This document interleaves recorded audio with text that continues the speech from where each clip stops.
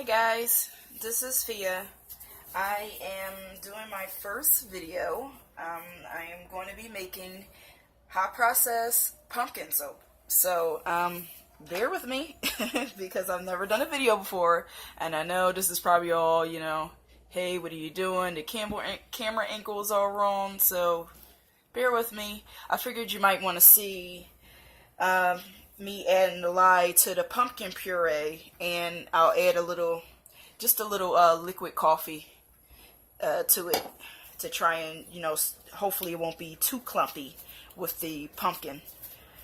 But this is my first time doing it, so you will see what happens, because I don't know. Alright, now let's get to it. Okay.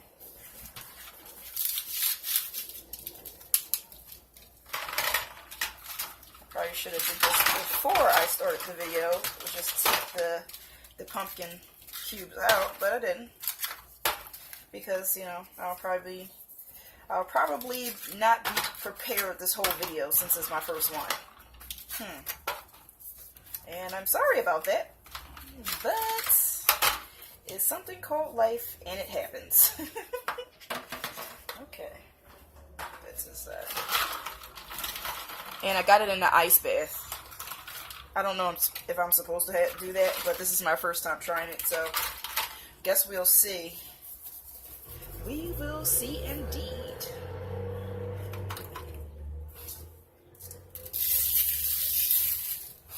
This is also how I do my goat's milk as well.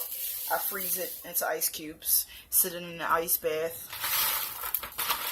and twirl it around like this pretty much. And I usually don't get any scorched milk.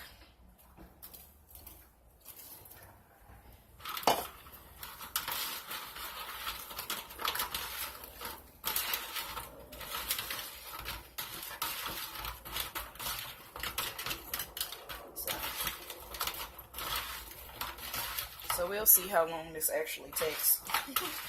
You never know. If it takes too long, I might cut this part out.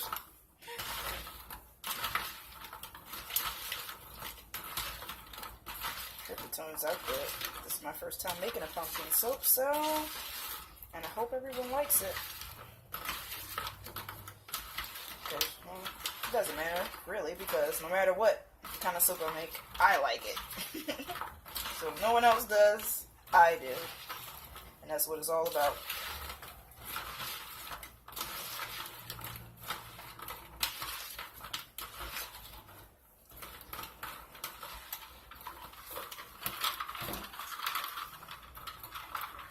Making sure you guys can see what I'm doing.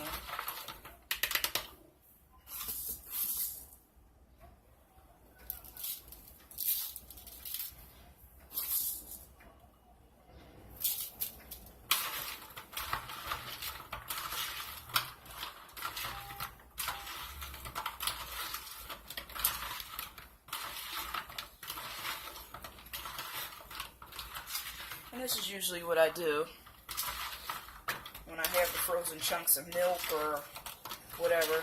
I just keep turning it like this. I keep turning it like this.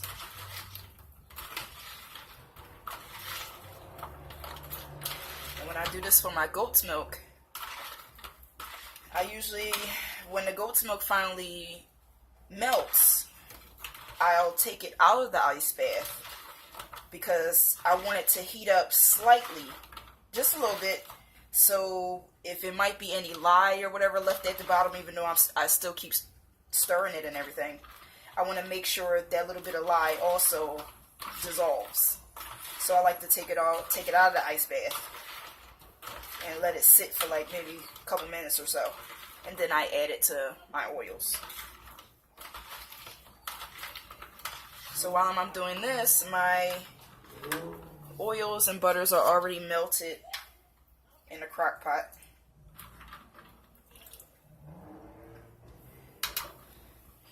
They're already melted, so just waiting for the puree.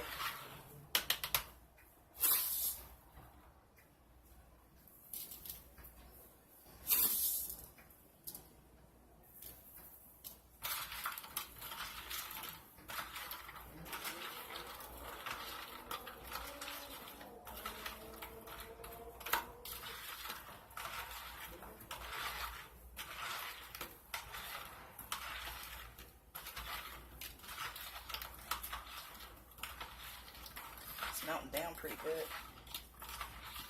And remember, for the ones who haven't made soap yet or anything, I have my gloves on, I have my long sleeves on, I have my goggles on, and long pants and shoes, of course.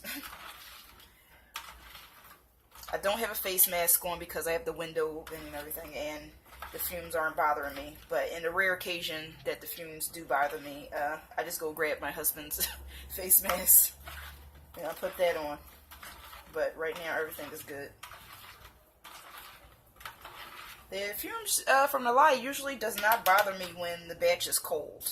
When it's not frozen is when they usually they bother me. Which is when I might use some aloe vera juice, because I don't have to freeze that. Even though when I first started making soap, I did freeze it because I didn't know that I wasn't supposed to. But yeah, it's usually when the goat's milk or whatever I'm doing is not frozen is when the lye fumes usually bother me.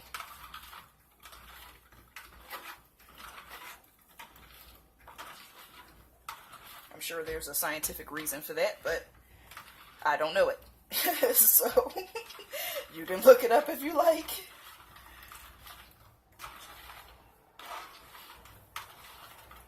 Looks good. Looks good. It looks like sweet potatoes. Thanksgiving coming up. Make some sweet potatoes. Oh Lord, I'm making myself hungry already. So we're going to stop talking about that.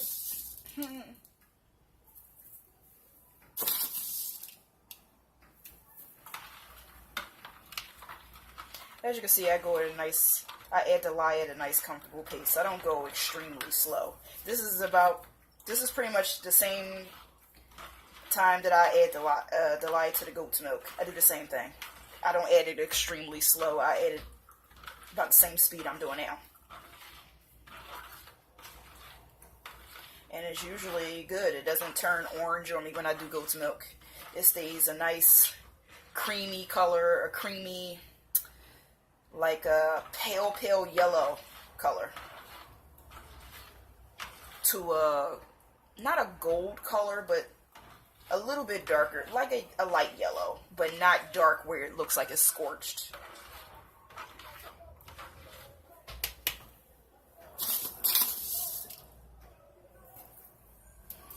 So this is going good. I'll take it out.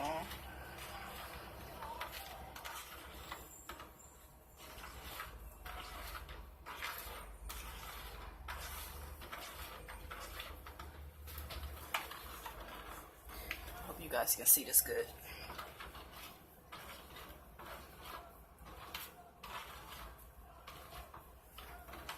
And perhaps I should close the window because I hear a lot of bus and stuff going on out there.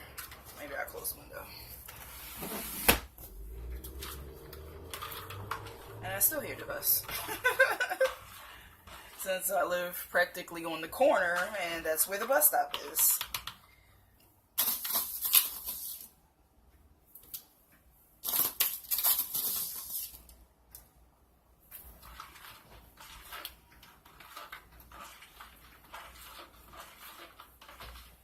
So I'm not really trying anything overly complicated today. It's just going to be, this is my first pumpkin soap. I'm not going to do any pencil lines today. My past couple batches I did do pencil lines, so I'm sure people are tired of seeing that already. But I will do it again, of course, for the channel. Because you guys haven't seen it, you just seen the aftermath, which is the pictures after the soap was done. So, I'll do that one day. But nothing overly complicated. I'm going to, do the pumpkin soap with, what is in here? Castor oil,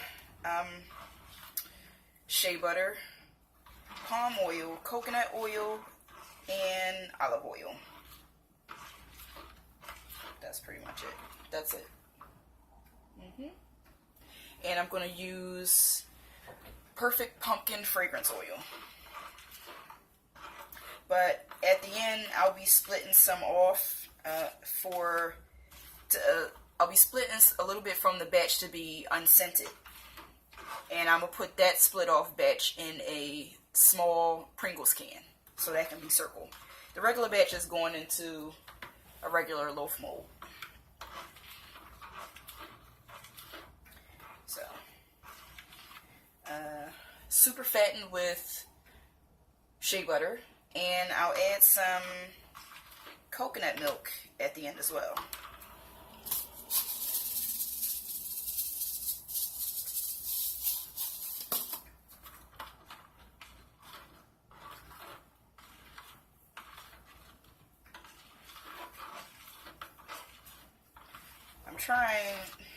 I'm trying not very hard, but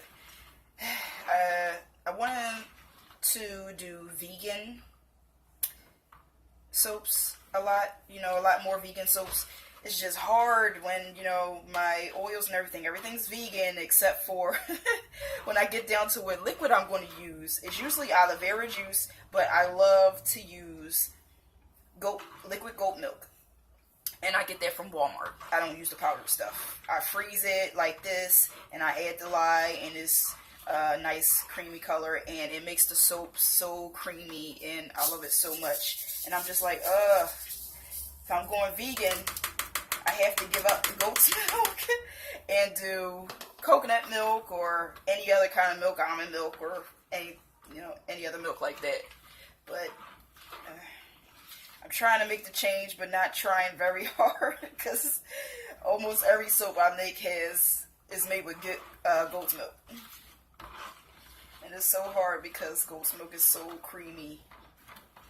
But I have vegan friends who will not use the goat milk soap, and I make a lot of goat milk soap, so yeah, it's really, really hard, because I really doubt that coconut milk is as creamy and luxurious as goat's milk.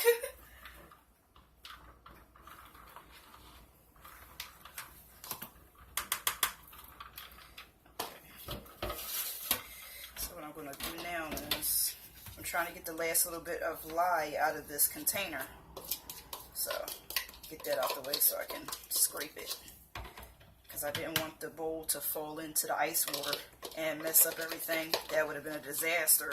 It'd have been take two, but this is what I'm doing. Okay.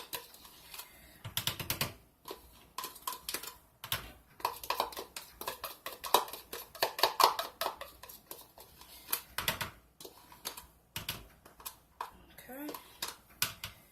Alright, that looks good. And I rinse this out.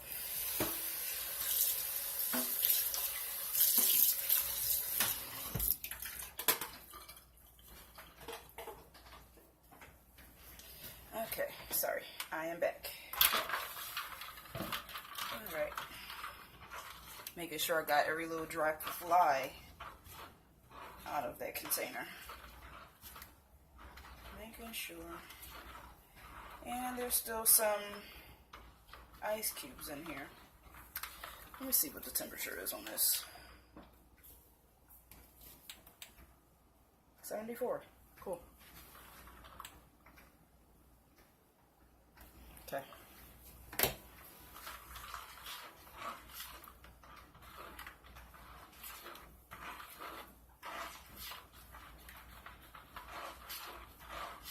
But it looks good. Oh, alright. I also will be adding some honey to this, but not in the portion that's going to be split off for unscented and whatever. There'll be the all vegan one, because my vegan friend and Zinga she doesn't like fragrance oils, and I'm just like, why? I love fragrance oils, but I didn't buy any essential oils that would go well with this right now. So the essential oils I have on hand are only like eucalyptus, orange, and I didn't really want another citrus smelling soap, because I use a lot of those citrus smelling essential oils, the lemongrass, the Litsea cubiva, what else I got? Bergamot, so I figured I'd wait. Maybe next time when I make this, I'll have the right stuff to make an essential oil smelling pumpkin soap. Yeah, next time. But right now, half of this is going to be, not half of it, a little bit of it will be split off for no fragrance, no honey. But the rest of it, we'll be getting all of that.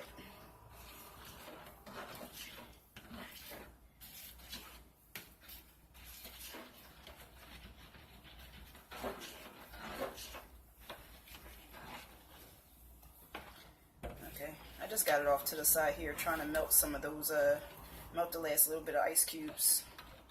It looks good. It's not all crazy. It's a nice runny texture. That's good. Okay. I'm trying to see if I see any undissolved lye, but I will be straining it just in case. It looks good though. So far I don't see anything undissolved, not at all. I'm being careful when I tilt this a little bit. I always do this because I make small batches. I made one really big batch the last time, and that was my confetti soap, but I usually make 2 pound to 2.5 pound batches, so this is a small enough container, a big enough container for me to tilt it a little bit and look and see if I see any undissolved lye on the sides. But trust and believe, I'll show you what I have. The strainer I got from the dollar store that I will be straining this through into the pot. Okay, so now that that's, and I'm going to add my sodium lactate that I got. This is a 2.5 pound batch, so yeah, sodium lactate is just to help it unmold better. It's pretty much just liquid salt, so it's still good.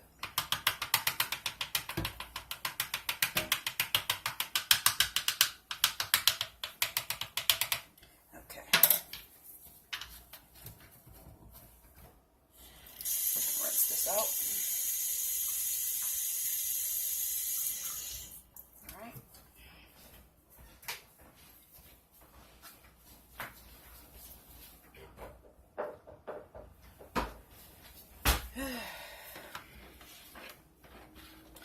And stir up that sodium lactate.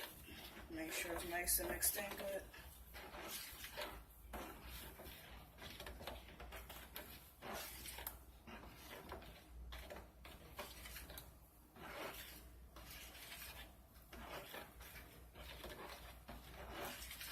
Okay, looks like it's mixed good.